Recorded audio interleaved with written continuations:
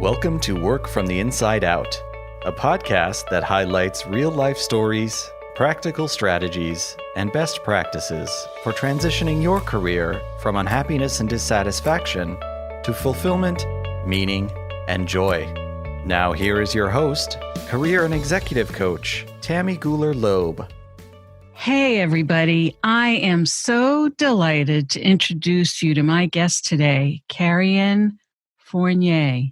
She is the CEO of Vibrant Ventures, a results-driven professional coaching and consulting firm with expertise in human capital, future of work, and leading innovation. Vibrant Ventures is dedicated to unlocking the highest level of performance for innovative companies and professionals by providing executive and life coaching, team effectiveness coaching, human capital, and compensation consulting. Please join me in welcoming Kerrian Fournier. Thank you so much for having me. So excited to have you here, joining us from your office or your home on Long Island in New York. Is that right? Yes, office and home have fused into one more profoundly than I ever thought. But yes. Well, we are talking with each other in the middle of the COVID-19 pandemic. So, Kerrian, let's start at the beginning. We're talking about work from the inside out. And most of us started in our earlier years with dreams and hopes and thoughts about what our lives would be like. Where did you begin? So it's interesting, growing up, I was a twin. I'm a fraternal twin, and my brother was the valedictorian, and to this day, just one of the most brilliant people I knew, and he was very quantitative. He was the science, math, physics guy. So, as many twins do, he went right, so I went left. And so I really defined myself in my earlier years more as a creative, more as a writer. I was a serious violinist growing up. I did a lot of writing, and then that led me in college to have a classical theater major at Northwestern University, which has really one of the top just theater-specific conservatory programs. So what I liked about it was broad. So I still think to this day, I'm probably one of the few theater majors that ever took physics and calculus and such. But I love the broad panorama of different types of topics you could then weave into a theater degree. So you had a broad-based education, but you focused in on theater. So over those years, what were you imagining? Where would you take that, or where would you go with that? It's funny. I think a lot of people, when they start in the arts, they dream of fame. And I don't think that's for me what it was about. Listen, with fame comes opportunity and better roles. But for me, it was really always, and it's not to sound snooty, but really where my passion was more of the art form. Right? I'd grown up as a violinist. I didn't love solo work. I loved ensemble work, whether it was small chamber music or orchestra. When I was in the theater, I loved ensemble work. So, I did that off-Broadway. I did it with the Roundabout Theater Company, which is a top now Broadway and off-Broadway theater company. I was in London, and I loved the art form. But, one thing that I tell many of the both young and older folks who I talk to, you've got to not just love the job, but you've got to love the lifestyle that comes with it. And I think I quickly realized my spirit is just not gypsy enough for that lifestyle. Even when you're being successful, you're still back to square one the next day on the cattle call lines. And to be frank, the parts for a lot of young women are, shall we say, suboptimal or pretty flimsy. The good news is I think what I am proud of myself at is it's very easy to get stuck in the ego of what will people think if I pivot, right? How will this look to folks? Does it look like I'm giving up on myself? And, I think I was like that a little bit, but then I was like, this just doesn't feel right. This just doesn't feel aligned. As much as I love the art form, it didn't feel aligned to the life and the control in my life I wanted to take. And so I pivoted probably about 2 years after college and just really tried to find myself and say, okay, what is next? And I joke, I pivoted as far away from that as possible and landed on Wall Street. So you were in New York trying to make it in the Broadway scene, and then pivoted to Wall Street. Yes. There's more divas and drama on Wall Street, by the way, than there ever was on Broadway. So tell us a little bit about how you arrived at that point or how you navigated that.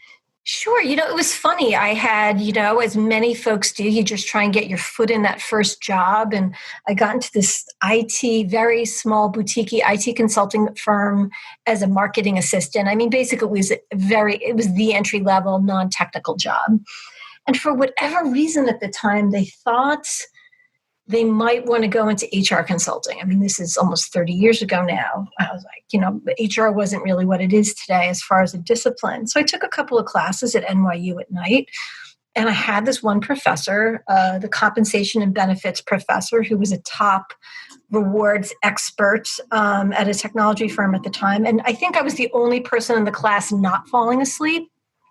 So which is why he really, really liked me, because I was actually awake and I was asking questions. And I found, it was interesting. Obviously, I wasn't really all that scared of the numbers. I think a lot of folks who go into HR, they're like, well, I'm not a numbers person. And I didn't really have that barrier. I was interested, but it was the meaning behind the numbers, the psychology of what compensation can do and be for an organization. And just the jobs and the roles. It was so far afield to what I had done, but I found it really interesting. And so remarkably, I don't know, he took a shine to me and he recommended me to a top-notch executive recruiter who typically didn't do junior placements, but had a great relationship at Lehman Brothers. And there was this junior position open as an equity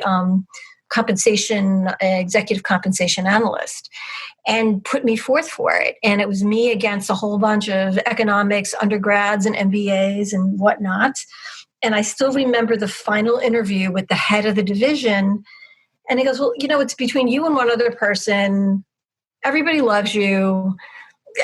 Obviously, you're a very smart lady, but help me understand why you're in front of me. Like, you're a theater person, He's like, I'm not, like I'm saying, I'm not going to hire you, but I'm just a little confused. So I don't even know where I pulled this answer out of, but I go, well, let's think about it. As an ex-violinist and an ex-actor, what does it take to be successful? It takes hours of self-motivated discipline to do whatever it takes to get excellent, to strive for excellence. Nobody tells you how much you need to rehearse. Nobody tells you how much you need to research. But when you walk on stage, it's effortless, or should be, right? If you really embrace excellence and that kind of discipline. And I go, so listen, if you are hiring for knowledge that was collected in university or on a job, I'm not your candidate. If you're hiring for mindset, somebody who will go above and beyond to make sure that when it comes time to act, because actors have to get out there, musicians have to put themselves out there, that they'll have done everything they could possibly do in order to be flawless and part of a team, I'm your person. He goes, okay, hired. I mean, just right on the spot. Yeah.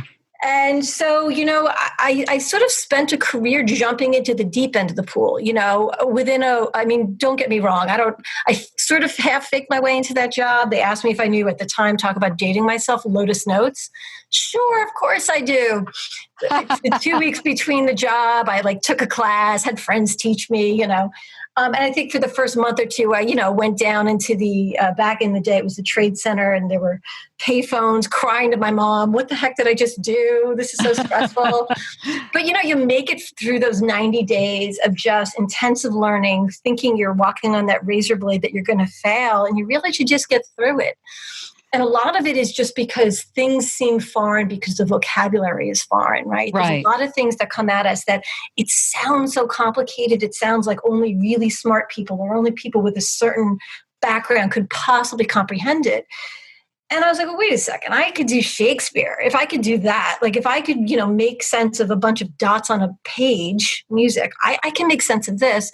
And so I sort of had a career of asking the questions that people were too embarrassed to ask because they thought they would make it look stupid. And I would just ask them, I'm like, help me understand. I go, I think I know what this means, but I want to make sure I understand what it means in this context. And a lot of times the words, once you unfolded them, really, really simple concepts. I mean, even to when I did the Wall Street Shuffle every 2 years, I'd get offered in another firm, the bigger next job. So I went to Morgan Stanley, then I went to Deutsche Bank. And at one point I was running all of global equity and debt compensation, which means running like $2 billion worth of bonuses and spreadsheets back in the day when there were no systems. And at one point I became very good colleagues with the head of structuring and trading for the equity derivatives desk. Deutsche Bank was really acquiring a lot of talent, and you really had to know the business from the inside out in order to design the right comp for them. And one day, once again, no idea where I pulled this out of, and I said, you guys, you need a little diversity on your desk. And they're like, yeah, women we know. I'm like, actually, I wasn't really talking about gender, but that would be nice too. I was saying diversity of thought, because you've got all these folks coming out of Harvard or MIT MBAs who think one way.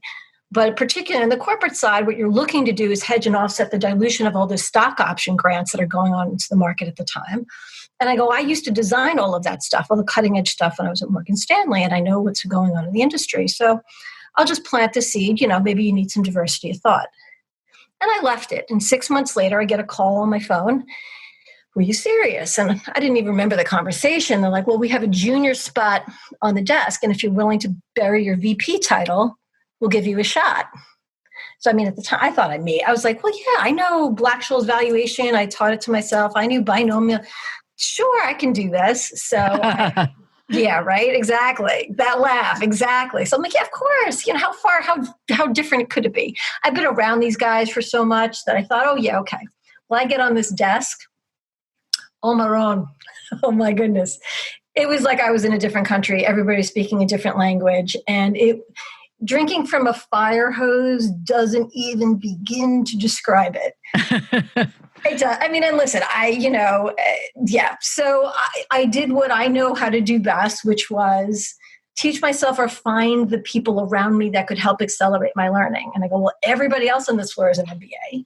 I got back when there wasn't Google. I got access to the textbooks that they all use. I read the chapters I needed to read. I highlighted the stuff I couldn't figure out myself. And I joked with everybody on the trading floor. I said, Wednesday's my school night. And people would sign up for certain topics. And I said, bring you to a bar. And either you're falling off that stool drunk, or I understand this chapter, whichever comes first. And so I joke all the time that I have a 6-pack MBA, which was a lot cheaper than Harvard. I did have one guy towards the end of it, though, that really liked expensive scotch, and that one session was really quite expensive. But for the most part, and listen, the nice way about it, too, is, it wasn't just the learning. I ended up getting a bunch of folks who were really invested in my success and my growth and my learning.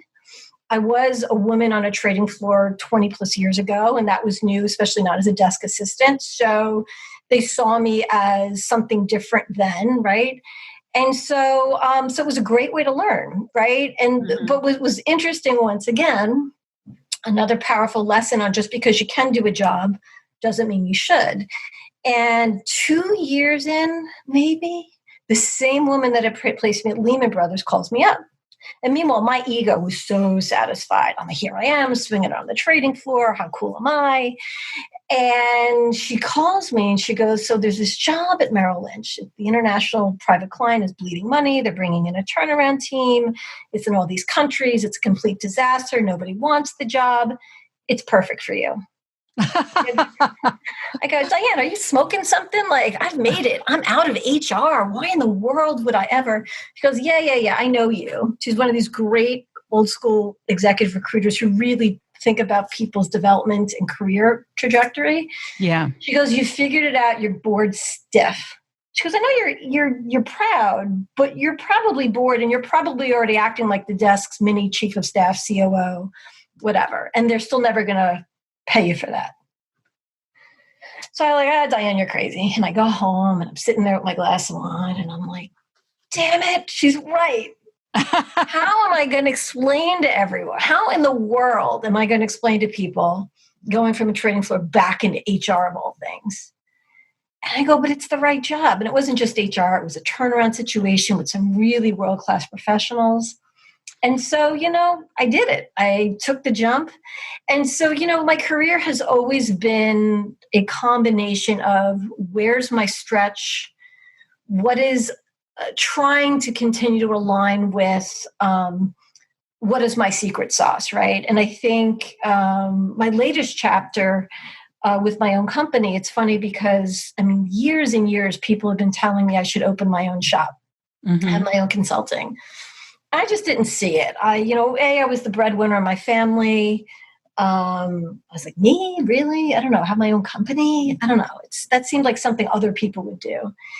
And, but at some point, I realized the things, the opportunities that were available to me in larger corporations. Yeah. I really were able to truly tap into my secret sauce, what I'm good at, what I love to do, were really, really limited. And it was very dependent on the leader that I was working for versus even the organization. Like I had a really innovative boss when I was at Marsh McLennan, and he was so visionary and he was so confident in his own ego that I could be as big and innovative under him. So it worked really well. In other organizations, that's not always the case, right? So, that was one of the major reasons. I think it was a sort of a natural offset, even though it was something I'd been scared to do for so long, because I realized there just wasn't anything else that would allow me to be my best version of me and what I could contribute. I love the way you describe your what the conditions are that allow you to be at your best. The combination of the stretch and the alignment with your secret sauce. And I'm curious to unpack a little bit more. What is your secret sauce? You said, that you get to, do things that you're good at and that you love to do. And I'm guessing that part of what you love to do is to be stretched. But, I always talk to people about this, that sometimes they fall into things they're good at, and that there's a myth that if they're good at it, they love to do it. Exactly. Oh, not the same thing at all. Right. So I'm curious for you, what is your secret sauce? So it's funny. I came across a concept or a thing lately, and I'm like, ooh, I don't have that in my marketing, but I like it. And for myself or for others, it's making the exceptional real. Ah. And it's this intersection of always questioning the status quo and what is and what could be, and then really helping, whether it's individuals, teams, or organizations, truly deeply tap into their potential and get them into their highest level of performance. I mean, even beyond what they could dream of. Because when I look at when I was an actor, or when I was on the trading floor, when I was in comp, or I was a COO of a startup tech company, I didn't even mention that at one point. What was, when I really looked back and I said, what was that common denominator through all of these crazy, serpentine turns throughout my career, what made me really in the pocket of performance and happiness and the things that really felt off? And every single time, it was when my job was is when I was able to do that, regardless of what my title was. Mm-hmm. And it's brings me the most joy. It's what I feel like for whatever weird reason, it's just in my DNA, I do exceedingly well. Yeah. And, and I think also because of my style, I'd even add, when people get stretched, they also have a blast doing it. Because listen, change isn't easy. It's scary, right? Even when people say they want to be at their top performance, there's a lot of risk that goes on with that, right? And it's like walking a tightrope. It's exhilarating and petrifying at the same time. And I think my personality that has a mixture of deep empathy and caring, but a little bit of badassness and come on, let's do it. And, that Wall Street edge too, that really gets, especially those types of personalities there. It's like even that particular part of my personality, I think just works supremely well. I'm not a total nurturer and I'm not a total hard ass. I'm like right in that middle. It's like Goldilocks. Yeah. So yeah. And it's so much fun. And when I forget, because listen, having your own business it's got its ups and downs. There's talk about stretching. There's a ton of stuff I'm learning, like drinking like a fire hose. Yeah. Because I always want to get better at being not just what I do, but how I run my company. Right. And you forget, and then you get back and I'm with my clients and something amazing happens. And it doesn't mean if it's some basic insight or something really complicated. And I'm like, yes, yes, this is what I was put on the planet to do. And then my doubts go away. Then it's like, okay, like, how do I figure out the thing that was frustrating me about whatever it was at the time? Because I just know I'm so in the right place. Yeah. So tell us a little more about what it looks like today. I mean, you've taken us down memory lane, and we have at least I'd say a pretty good view of where you began and where you've been.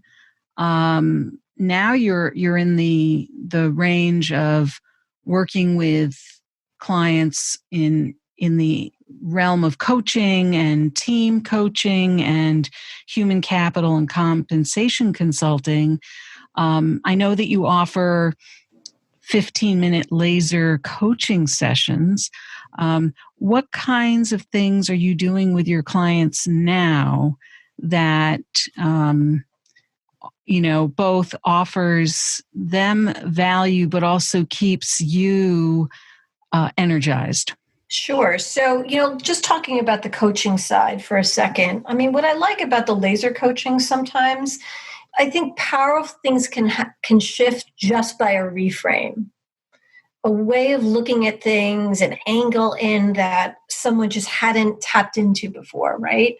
And so, yeah, I love doing my hourly sessions with my clients and whatnot. But, even with them, they know, because I have a higher end clientele, they know, listen, I joke all the time. If I'm not with my kid or a client, I've got open office hours. And sometimes this 10 to 15 minute reframe on a situation can be a powerful accelerator into performance or just even fulfillment. When it comes to my coaching, listen, as most coaches would say, it's a skill and a discipline that can be applied in almost any circumstance. But I'd say my sweet spot is really in two different places. One is, to be frank, it's that I relate to well at times those really intense type A performers who have been on that overachiever path since they've been in diapers, right? I mean, and I see this everywhere, Manhattan, like even I have a global network, and they've got the job with the title and the house and maybe the family, and everything externally is pointing to say that they should be fulfilled at this point and they should be happy. And yet many times they're stressed out of their mind. They're feeling totally unfulfilled. Like, this is what I've been driving for my whole life. And they know they're not being the leaders or maybe even the parent or the spouse that they need to be. And yet transformation really comes from tapping into what you don't know.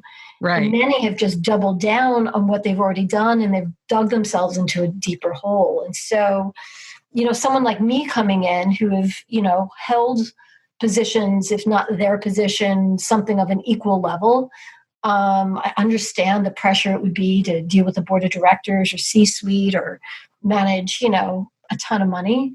I could sit across from them and say, yeah, I hear you, and here's, different ways to reframe it. Here's different ways, tools and techniques to really get you where you need to be.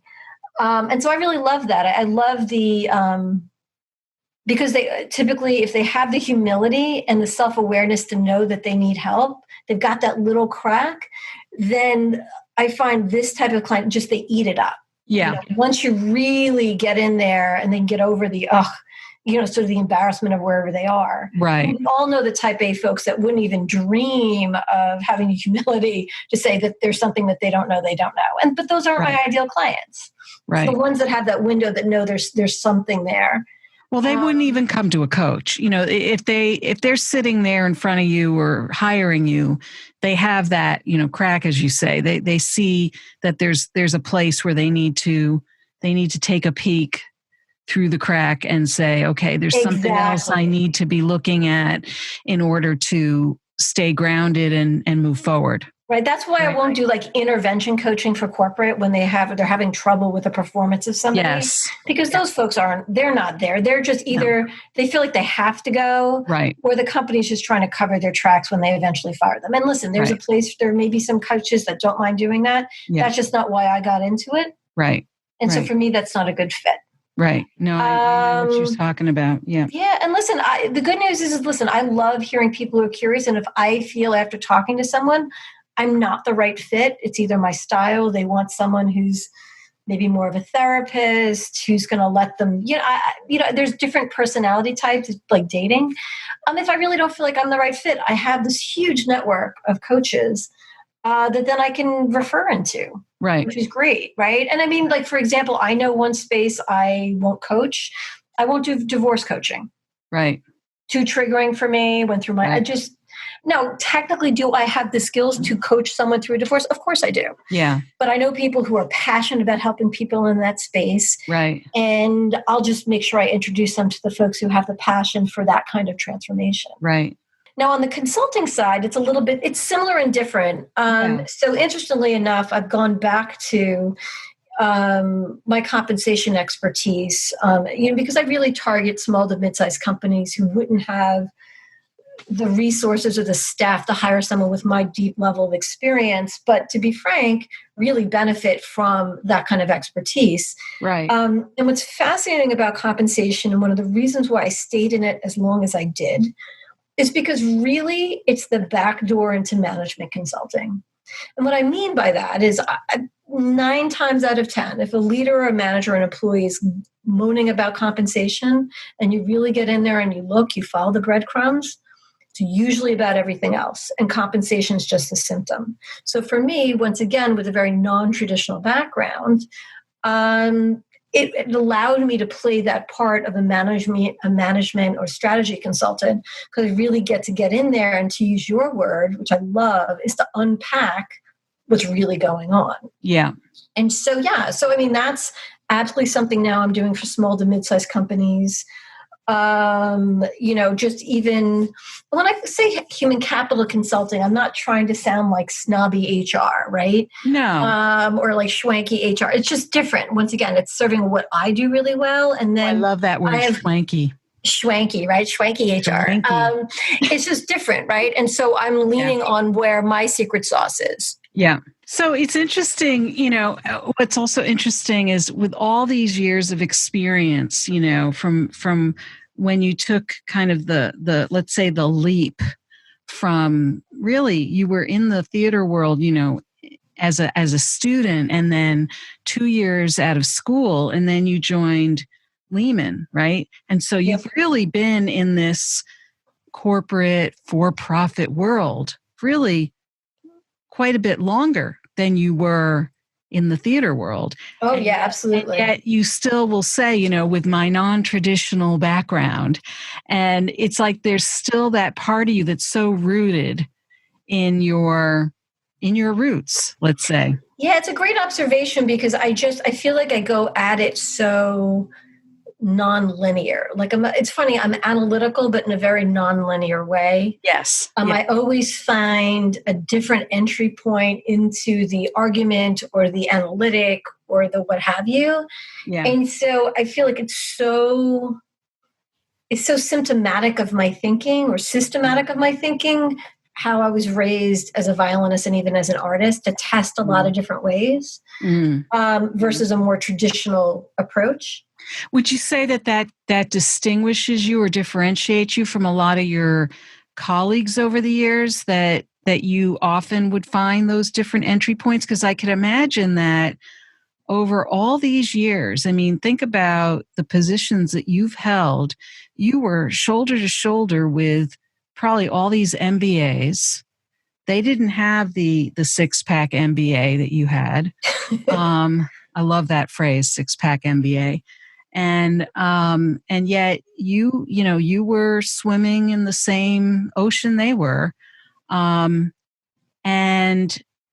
so I could imagine that you would take a look at the same project or problem or challenge, and you would be looking at it through maybe a different lens or different vantage points than they were. Would you say Yeah, and I that's think, true? listen, even with traditional backgrounds, we all have our own vantage points, right? The question is, how much do we succumb to the way people tell us we should be looking at it? And I've met people with traditional backgrounds that also came at it with their own lens. And like I said, even in the theater and the arts, I love great ensembles, right? So I have my own vantage point, and what was always made it most thrilling for me is when I had a team around me that then had, we had a common work ethic and a common vision of success, but we all came in with complementary angles, and then together we created something beyond what we all imagined, right? Right. One thing I would say about my non-traditional background, if I were to be truly honest, I think up until probably my mid-30s, yes, it gave me a different look at things. It also gave me a huge chip on my shoulder. I mean, aside from also being I'm 5'2", I'm a woman in that industry.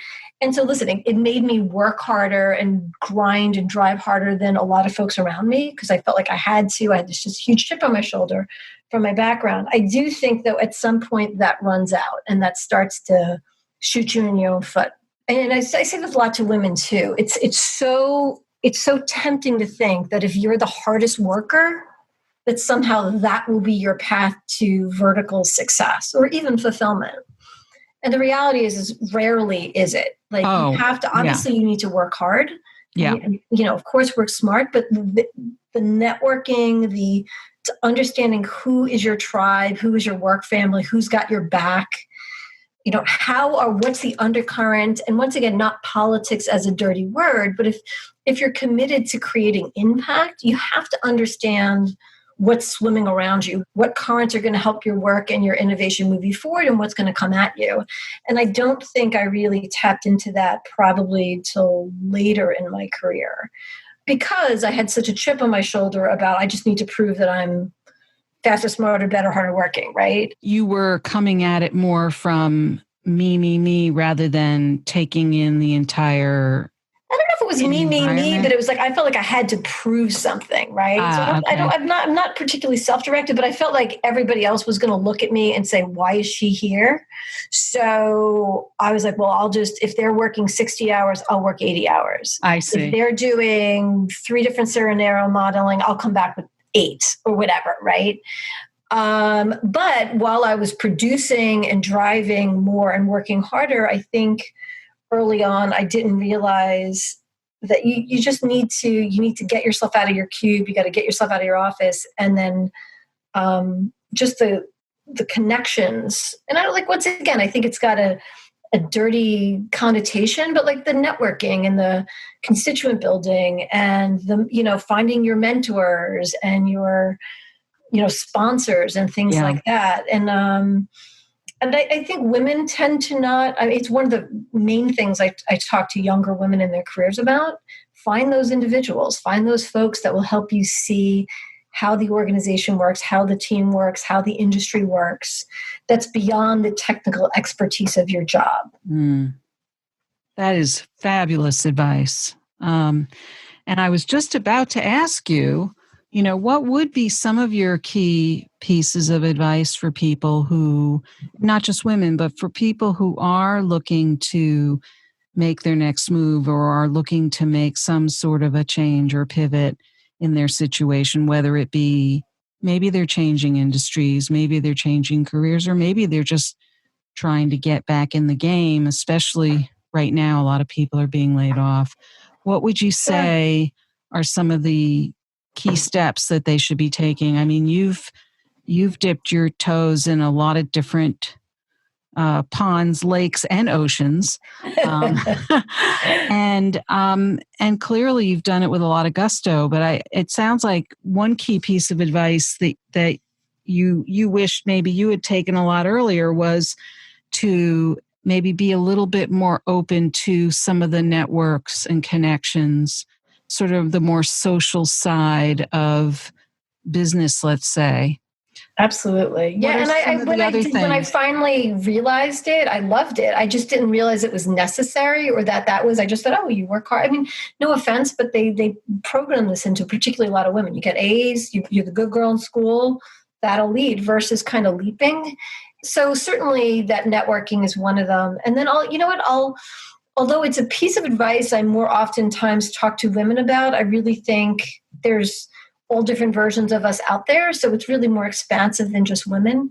But it's very tempting, or it's very understandable that a lot of folks won't go for those promotions or those other jobs when they feel like they don't fit the job description, right? And there's actually a statistic out there that says most women won't go for a job unless they feel like they're 90% qualified based upon the job description, right? Where men will only go if it's 60%, right? Now that's averages. So what it really says, well, what's the difference between the folks that would leap at 60% versus 90%, men or women? And the real underlying difference are the folks who feel like their value comes from knowing versus the ones who have confidence in their learning agility. Right.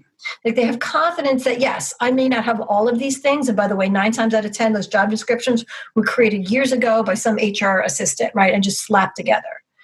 So to take them literally, and you never know what part of that job description the company really is concerned about either. So one of the things I counsel my clients on, either in groups or individually, is how do you create that facility? How do you get confidence and strengthen that muscle of learning agility, that growth mindset? Well, that also, right, mindset. Like you were talking about the conversation you had early on with the gentleman who was trying to decide between you and the other candidate, right? Exactly. And I have a note written down here from our first conversation, our pre-interview conversation, where I wrote down knowledge versus mindset. You know, you can know everything you need to know. I always say this to people who live here in the Boston area, and the same applies to New York too, where we live in these, you know, highly concentrated urban areas where everybody is overeducated and highly skilled. Yep. So you're competing in a market with a lot of, you know, people whose resumes could all look the same. So Yep. How are you going to distinguish yourself?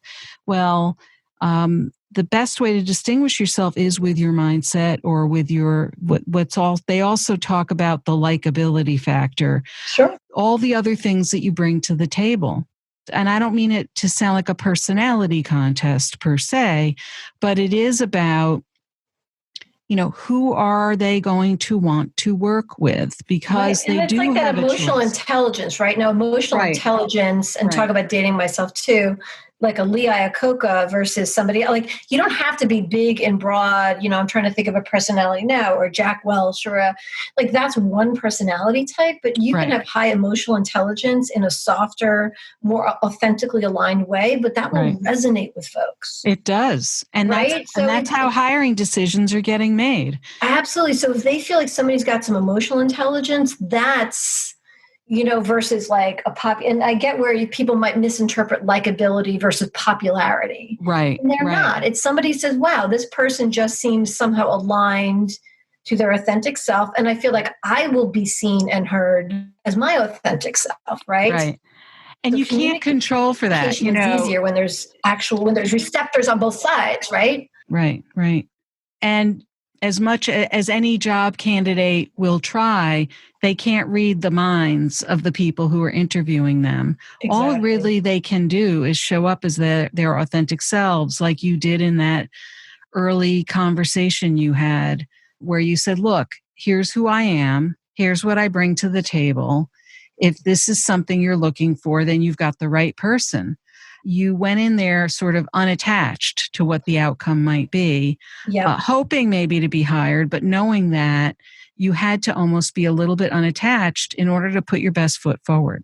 Yeah, and listen, I was in a way fortunate. I literally had nothing to lose. I didn't spend however many tens of thousands of dollars getting an economics degree that put me on the path to say, the only way I'm going to view that time and my degree and my success is if I get this job, right?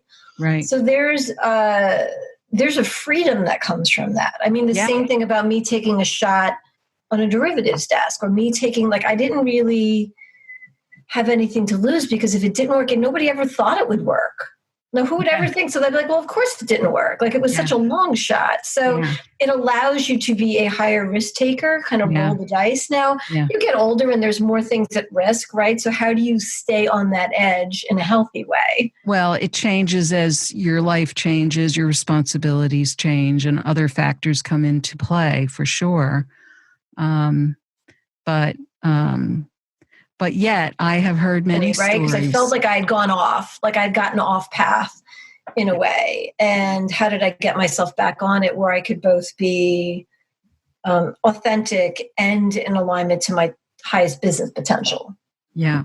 Kerrian, if somebody wants to get in touch with you or learn more about your work today, what would be the best way for them to find you? Sure. So I've got a lot of resources on my website. So highly recommend. There's a contact tab too, but there's free resources and all sorts of videos.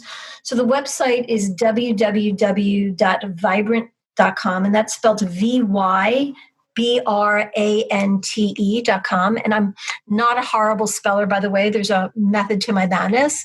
Our premise is to unlock individual, team, or organizational vibrancy. You have to understand your why.